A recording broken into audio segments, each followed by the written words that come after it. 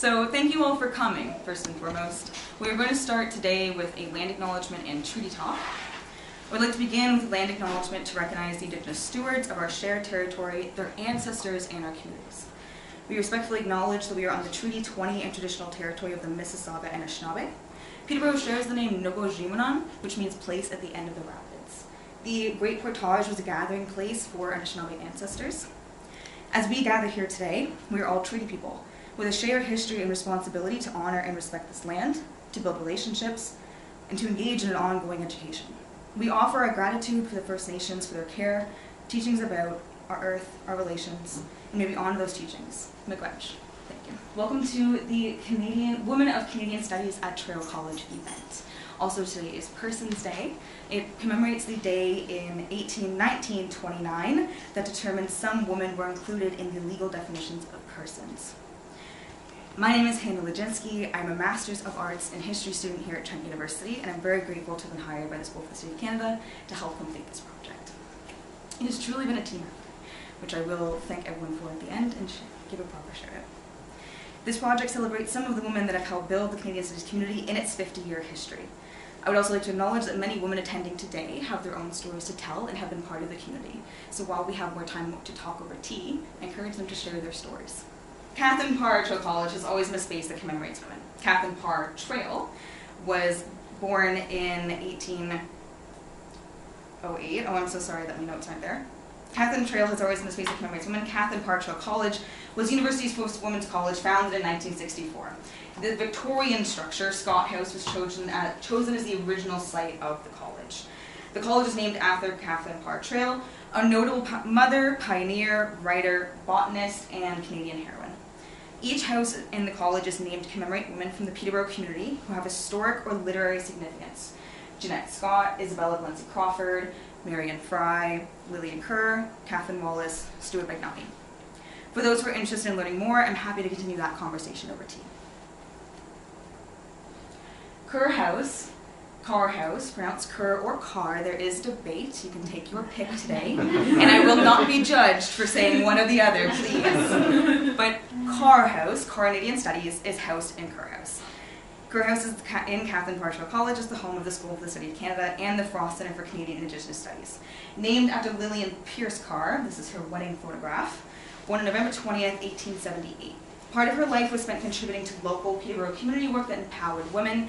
This includes the Shakespeare Club, the Independent Order of the Daughters of the Empire, and the City Arts Association. Our tour today will visit Carr House and we'll talk more about herself and the history of the house. So, community building has been an inherent part of the structure of Canadian Studies from the start. The Canadian Studies program was the first formally interdisciplinary program established at Trent University. It was then the model for all subsequent interdisciplinary programs. Interdisciplinarity in Canadian Studies is arguably inherently based on community building. This has led to significant collaboration and mutual support between those involved. There's a long history of women who have been involved in building the Canadian Studies community over its 50 years. This project has had to select only a few to represent a large Canadian history. They've been chosen because they have collaborated directly on projects and other contributions. And since our time today is limited, we are strictly speaking about their time in Canadian Studies with us. So to begin, we have our administration team who have snuck off to make sure that our tea is absolutely perfect for us by the time we get there later today. They are a pillar of the Canadian Studies community. In the photograph on the left is Kathy Scholl, our administrative assistant in graduate studies, programs, and research coordinator. On the right is Janine Crow, our administrative assistant for the School for the City of Canada. This photo shows that they are the spirit of Carr House. Throughout its 50-year history, the Canadian Studies community has been cared for by the Secretary's administrative assistants. Those names include Mary Irwin, Gloria Johnson, Rita Young, Mary Snack, Vivian Hall, Elsie Scott, Thelma Shooter, and Winnie Jansen. Elsie is with us today. We're encouraged to talk over tea. Thank you. So we will start with some faculty now. We're going to talk about Crystal Dunn first, who joined the undergraduate Canadian Studies program in 1993 as a cross-appointment with the Women's Studies. That year, she became chair of Canadian Studies to 1999. She was also editor of the Journal of Canadian Studies from 2008 to 2012, and the journal was the first Canadian Studies journal in the country and was first published at Trent University. Crystal is an advocate for inclusivity, striking the heart of the Canadian Studies core. Part of her goal as CAST chair was to bring in minority voices and marginalized communities, or BIPOC communities, both in her coursework and in public lectures. This was accomplished in many different ways. Examples include the annual Margaret Lawrence Lecture, the Making Canadian Culture workshop series, and the Summer Explorations in Canadian Culture program. Only a few examples. After Crystal won the Teaching Simons Award in 1996, she turned the prize funds to become a student award. So she directed the award money to establish a book prize for the student who achieved the highest standing in Canadian women's writing, a course that she developed and taught. The purpose of the award is to recognize women's and feminist writing as a testament to her commitment to students. Also, the joint PhD with Carleton University in Canadian Studies program was established by Crystal in partnership with Jill Vickers from Carleton University in 2000. This advanced our collegiate community. When Crystal left in 2000 for a position at Wilfrid Laurier to work in Canadian Studies and chair the program there, her prize Canadian Women's Writing course was then taught by Michelle Lacombe. Michelle Lacombe was hired as a tenure-track professor in Canadian Studies program in 1988. Crystal Verdun was a strong supporter and mentor of Michelle. Also, Michelle was on the Frost PhD committee during the negotiations that established the program. Plus, the two women worked together in the establishment of the Intercultural Interregional Exchange Program with Trent and Université et Trois-Rivières in Quebec in 1993. Michelle was the associate editor of the Journal of Canadian Studies and editor. Michelle has organized conferences that address cultural and religious paradigms, such as Religion in Canada Conference, partnered with John Burbage, and Intersections Conference at Windy Pine. Her scholarship on the religious experience in Canada is an example of how religious studies is also a thread of Canadian studies. Julia Harrison became director of Frost Center from 2009 to 2013. Prior to Trent, she had a 20-year career in museum curation with specialties in indigeneity in museum creation. Like Crystal and Michelle, she has played a significant part in fostering community and success for the Canadian Studies graduate PhD program. In 2009, Julia established the annual 3-day retreat for incoming and upper year CAST PhD students at the Windy Pine Conference Center. In 2011, Julia worked with students to organize the conference Continuing Conversations, celebrating 10 years of the program.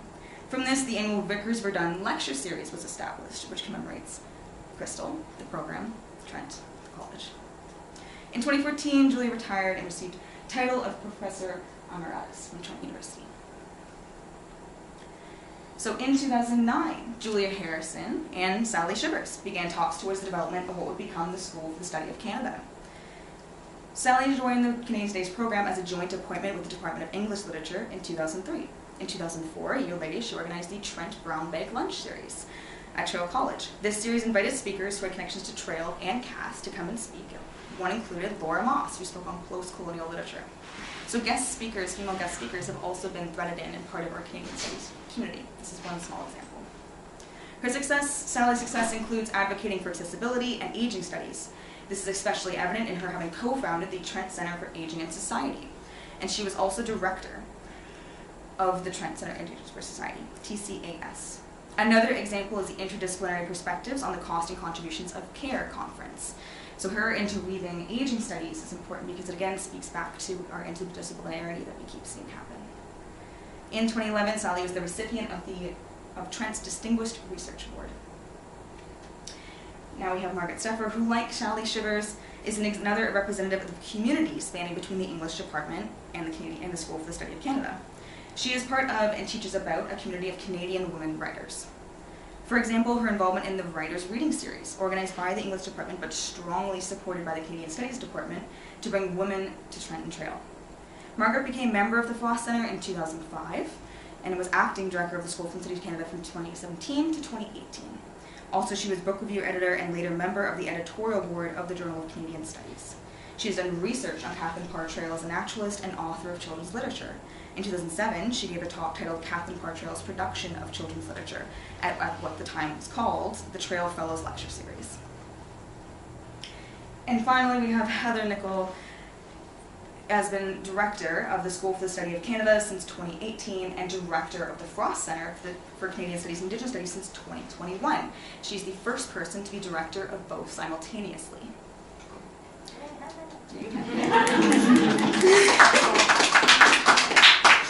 Again, another woman who is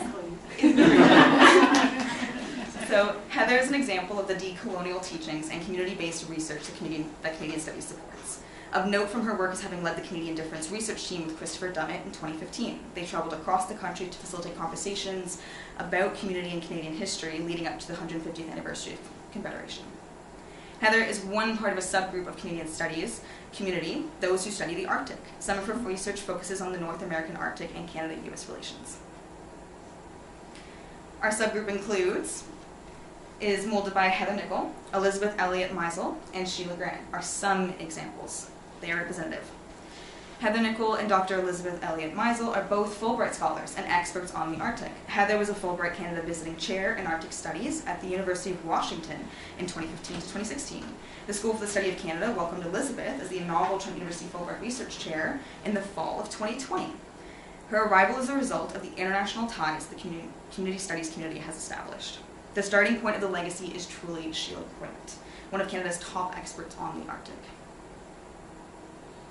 We have a question on whether or not this sound. Has always been involved and engaged with both Arctic studies and Indigenous studies. Sheila Grant was a real force for opening those doors. And, her lifelong friendship, for example, with Mary Simon, Governor General of Canada, was also Chancellor of Trent University for a number of years. That relationship was incredibly important, not just to Sheila and to Mary as friends, but to Canadian studies. And that whole orientation and way of thinking about the North had at its roots relationships and relationships with Indigenous peoples. And I think that we've tried to continue that tradition. It really starts with Sheila Grant and her legacy, which continues. So Sheila is, sorry, it's okay. Thank you, sorry. So Sheila's roots run deep with Trent. She is an alumna, a professor, a research associate, and honorary degree recipient. She graduated with a Bachelor of Arts degree in History and Canadian Studies, and then a Master's in History. Then she returned to Trent to teach as an adjunct professor in Canadian Studies and as a research associate of the Frost Centre. Later, she received an honorary doctorate of letters. Outside of her studies and teaching, she would host Canadian Studies events at her home, she would feed people with her golden retriever, and she was very beloved in the community. 30 years of research and award-winning books earned her the internationally renowned reputation as one of Canada's top experts on the Arctic. She gave lectures in the United States, in the United Kingdom, Iceland, and Russia. Her work was also involved with Inuit communities in Nunavut. In my opinion, her cross-cultural research benefited the heritage sector of Canada as a whole. Sheila's commitment to social justice and community building is evident in the legacy that she has left. Sadly, Sheila passed away in 2020. The family and friends of Sheila has generously established an endowment in her name to support graduate students in the Frost Centre. The Endowment Award facilitates the opportunity for students to build relationships with other communities, which resonates with Sheila's dedication to doing the same. The fund will assist students who plan research, requires travel outside of Southern Ontario. The award may also provide funding for a professional simultaneous translator for interviews or discussions in an Aboriginal community. Next we have Carolyn Thompson, who was a Canadian Studies graduate, described as intensely loyal to Trent and to the people, and an outstanding student and kind and generous person. After graduating from Trent, she went on to complete her Master's of Arts in History at the University of Ottawa, and then she worked for the New Democratic Party. Carolyn tragically passed of cancer at the age of 29 in 1992. That year, the Carolyn Sarah Thompson Scholarship was established upon her request. The funds were used to endow the scholarship were provided in Carolyn's will. Canadian Studies was made the beneficiary of her life insurance policy. Today we will take a tour to go and see the red maple that still stands on the lawn that is in memoriam of Carolyn. And the tree was planted with Alan Wilson and John Wadlin. Those are two who are also foundational pillars of the Canadian Studies community and who have ensured that women have been empowered and celebrated in our community, among many other men.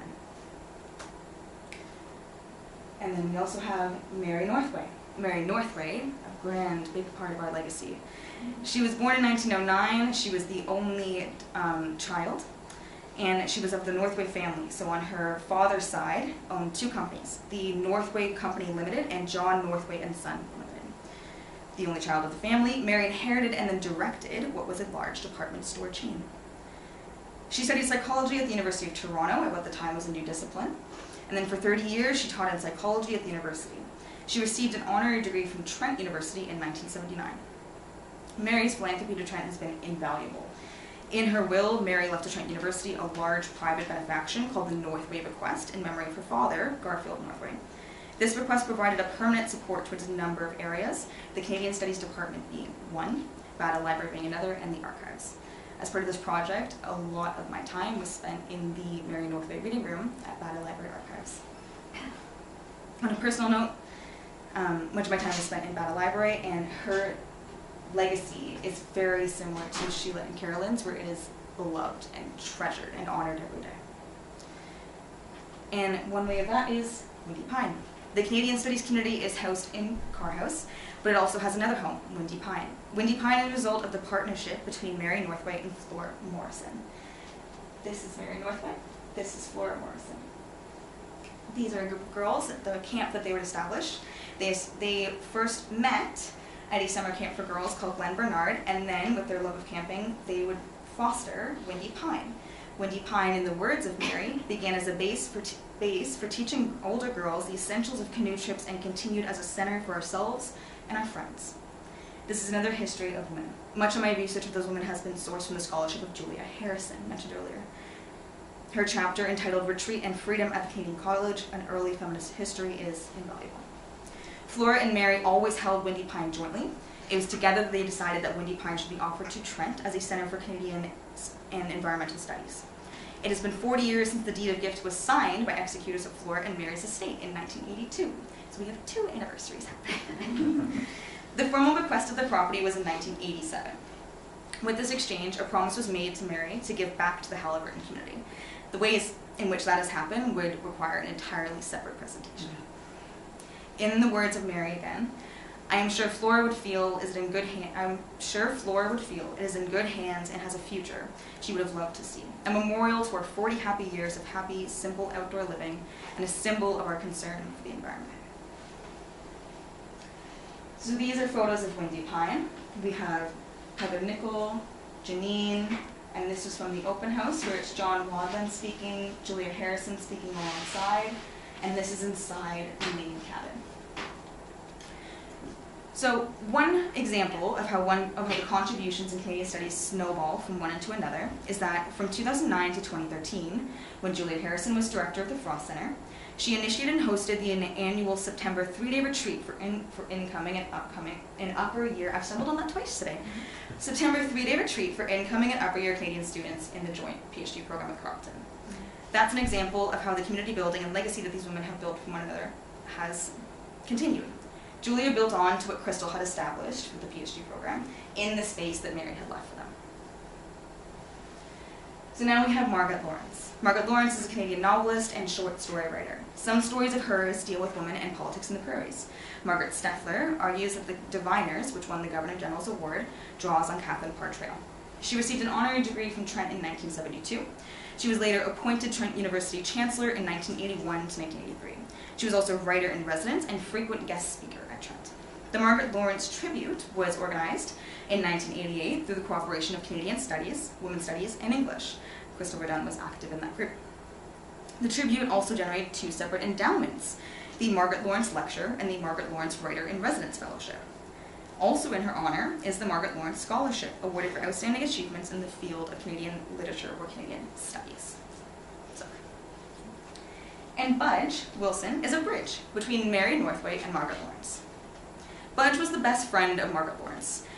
At Trent, when Budge delivered the university's annual Margaret Lawrence Lecture in 2004, my favorite fact is that she had to have a large box to stand on because she was so small. Budge has been described as sparrow-like in her size, and also very kind, witty, and astute. Budge was Mary Northway's assistant at the Institute for Child Study at the University of Toronto. They became friends. Budge and her husband Alan visited Windy Pine this summers to camp as a family, sometimes with their daughters. It was her connection to Mary that is part of the reason we have Windy Pine today.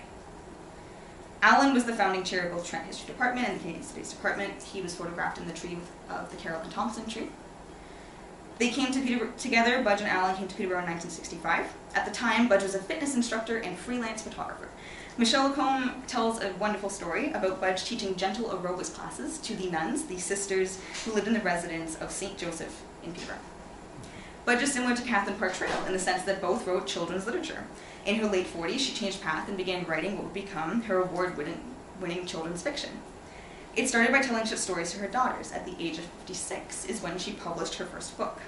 She was also known to have supported many young artists. Her philanthropy and scholarship is going forward with the Allen and Budge Wilson 50th Anniversary Fund. For those who are interested in learning more about that today, I'm happy to have that conversation and talk about donations and so on and so forth. So Carolyn, Sheila, Budge, Margaret are major benefactors and very much their care for the community is carried on in the philanthropy in their names. But we also want to bring attention to our students. So Elizabeth Wilton we'll talk about later today because it is thanks to her that we have the Goodman collection, which was part of Carr House and will be on the walls of where we're sitting for tea. So I'll talk about that then. Molly Blythe in 2008 graduated from the Canadian Studies PhD program from the Frost Center. And then Molly became a course contract course instructor with Canadian Studies and has been affiliated with English Literature and Indigenous Studies at Trent University. In 2009, Molly was the recipient of the Simons Award for Excellence in Teaching. In 2017, Julia Smith graduated from the PhD program. Her PhD in Canadian Studies won the Governor General's Medal in 2018. And then Jeanette Menzies is a graduate from Trent with a Master of Arts in Canadian Heritage and Development Studies in 1998. Since her appointment in 2020, Jeanette has been Ambassador for Canada to Iceland. Jeanette is coming to Trent to speak with us as part of the 50th anniversary celebrations of Canadian Studies. So if you're interested in learning more and meeting her, I encourage you all to attend that event. The other names that I would be happy to talk further about today include Janet Mirren. Janet Mirren was director of the Frost Center from 2019 to 2020. Joan Sangster, who advanced the Canadian Studies community in many ways. She worked alongside Michelle Lacombe and Christopher Dunn on the PhD Planning Committee. Joan was acting director of Frost Center. She was then the first director of the PhD program. In 2015, she organized an international conference contesting Canada's future. And Joan even received the Simons Award for Excellence in Teaching. There's so much more that I can say about each of them. Writer and editor Betsy Struthers was instrumental in the start of Trent University's 2003-2004 Writer Reading Series. And it was the Frost Center faculty that nominated Mary Simon to become Trent's 7th Chancellor, who served from 1995 to 1999, and then again in 2002. Crystal Benham was also co-organizer with Shelley Ambrose and Ron Ward of the Lakefield Literary Festival. It was Shelley Ambrose who was then the personal assistant at the time to Peter Zosky. And also the Journal of Canadian Studies itself has been supported by many women, which could be a whole other presentation. One of the Trent managing editors and assistants was Arlene Davis. She was also awarded an eminent service degree for having made significant contributions to the establishment of Trent in its early years. Then we have Melanie Sedge and Lori Westaway, who are staff in the start of an important venture, the Canadian of Summer Explorations in Canadian Cultures. So the Summer Explorations in Canadian Cultures was launched by the Canadian Studies program with assistance from the Frost Center and Julia Blackbird College to bring international academics to Trent. The staff included Lori Westaway and Melanie Sedge. Melanie Sedge is preparing a presentation on that as another feature of the 50th anniversary celebrations. Lori Westaway now teaches in the School of the Environment of Canada. Faculty like Carolyn Durand, an Associate Professor of History and Canadian Studies, continue our interdisciplinary teachings and legacy, and there are so many more names that I can list and stories to tell. Again, we're going to keep it short for today, short and sweet. So if you're interested in learning more about the history of Canadian Studies and those involved, we can continue the conversation. Before we transition to the tour, I would like to pause to voice my sincere gratitude to those that have helped me in this endeavor. Rebecca Laginski and her colleague Karen Sertam from Bata Archives have been tremendous help in curating and teaching me to navigate archival research. Lynn Neufeld, once the assistant to the principal of Catharine Parr Traill College, was a wealth of knowledge in my introduction to the collegiate history of Trent and Traill College. Janine Crow is the captain of my ship. She has steered me in the best of directions, and she's not here to hear it, but she has done an immense amount of work coordinating this project. So, thank you everyone. I appreciate your time. I appreciate your patience. We will transition now to the tour that will go from here to Carr House. We'll do outside for about 5 or 10 minutes. Then we'll do inside 2 more minutes of listening to me speak from there, and then we get to sit and have tea and refreshments and everything else. So, thank you again. Today we're going to talk about Carr House. the tree of Nancy Sharose, the tree of Carolyn Thompson, and the heart garden are going to be the 4 center points of our tour today, with a little bit more information inside. So Edgecombe Pierce was the clerk and treasurer of County of Peterborough for many years. Lillian Pierce was his youngest daughter. Born November 20th, 1878. Her mother was Anne Sarah Shilton. Lillian later married Francis Dean Parr, August 20th, 1919. Carr House was originally her parents' home. Lillian was active in the community work, like we discussed earlier, very much empowering women in that and local groups. Lillian Pierce Carr sold the house to Trent University in 1967 and continued to live there until her death. Lillian Pierce Carr died in the residence, in the upstairs library, was her bedroom at the time. So if you want that to be a part of the tour, we can make it one later. So at the time, what is lovely though, is at the time of her death, sadly, the Pierce home had been occupied by the same family for 97 years, right? The official Trent University open house at Carr House was 1971, which is then it became part of our family. The original portion, the south low 1.5-story section, which is sort of towards where we're facing, of the house was constructed in 1853. It used a stacked plank style, which was popular during Peterborough's timber boom in the 1850s to 1860s. When we go in to the Alan Wilson Reading Room, these stairs that are going up, I will point this out again, but the wall, you can see the slight slants of the stacked plank style.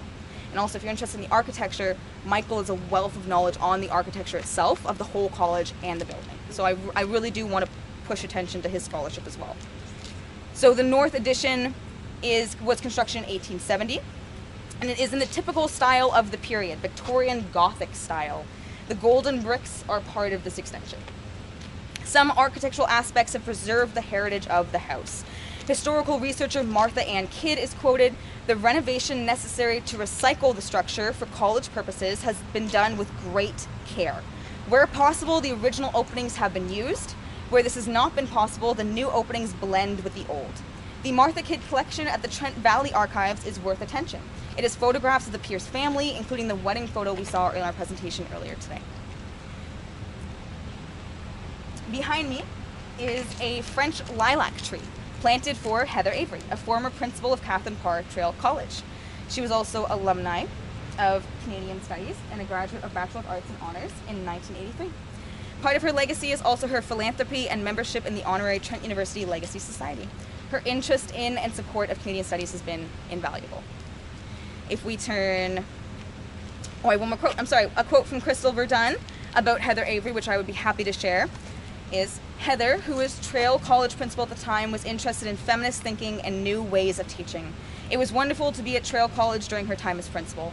We had many great discussions about teaching, research, and academia in general, notably in what we called our walk talks, when we combined energetic exercise with equally energetic discussion on walks that meandered through the town, real community walk talks, hopefully similar to what we're doing today."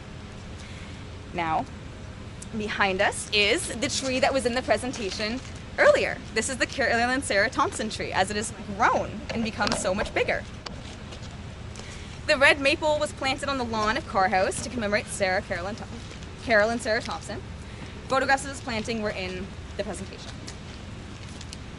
Now we will turn to the heart garden, which unfortunately is behind everyone. So at convocation in 2019, Dr. Cindy Blackstock, Executive Director of the First Nations Child and Family Caring Society of Canada, was awarded an honorary doctorate of laws for her advocacy and commitment to social justice for Indigenous peoples, including youth and women.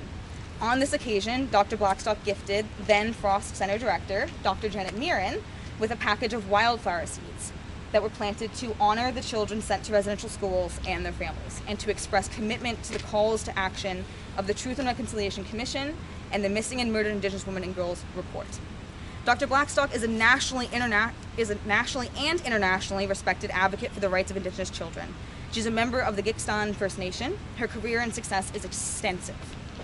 The seeds represent one of the First Nations Child and Family Caring Society's campaigns to raise awareness of the effects of colonialism to advocate for equal treatment of Indigenous children and youth. This campaign is called Honoring Memories, Planting Dreams. The seeds were planted in the garden in June of 2019. Since then, additional medicinal and aesthetic native plantings have taken place. Deneen Crow has personally planted strawberries, tobacco, among other things. when we see her during tea, I implore you to ask her about this garden. It is part of her care. The seeds were planted in the spirit of reconciliation. With that, today what we're going to do is I'm going to ask people to take a moment at the garden. I have prepared tobacco offerings. So I am first generation Canadian. My mom is an Irish immigrant and my father is Polish with mixed ancestry of Métis.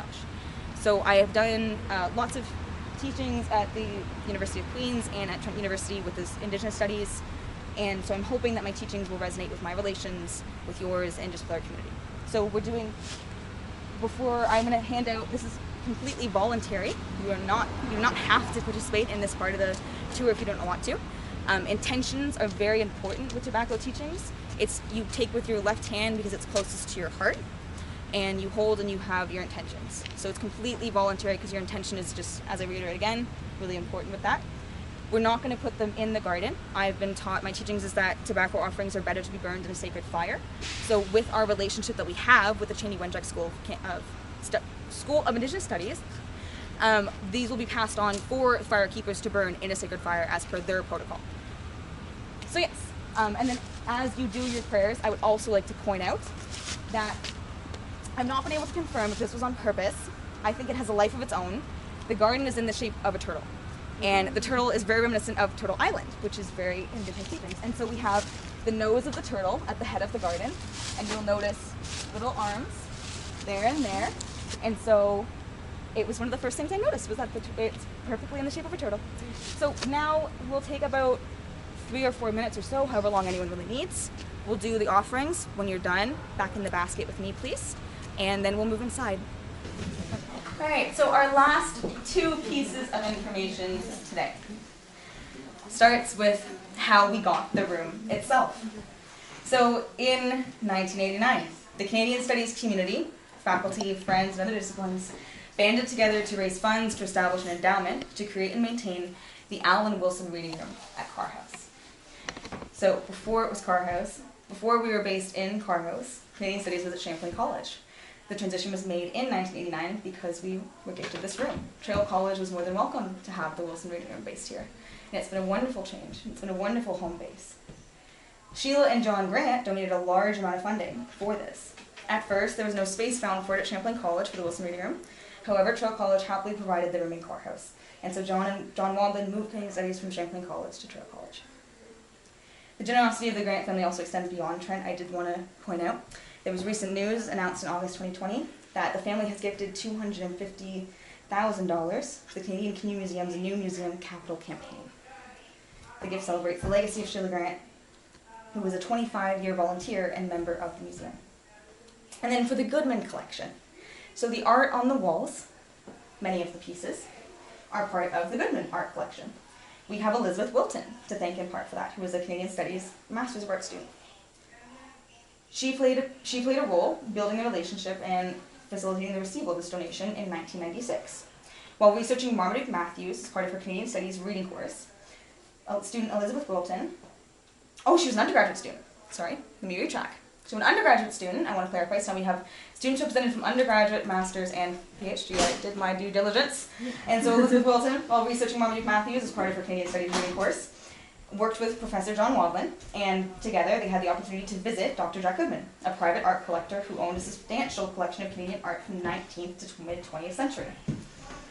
It is through this relationship that the Goodmans decided to donate several works to the university that are now adorning the walls of Carr House. So that is everything. So thank you all again for your time. I really do appreciate your attention. I understand that there was an abundance of information included in today. If you would like me to repeat or elaborate on anything, I would be happy to. I'm at the point where I could teach a course, to be quite honest, and I would be happy to, genuinely so, very genuinely. So welcome to the tea portion.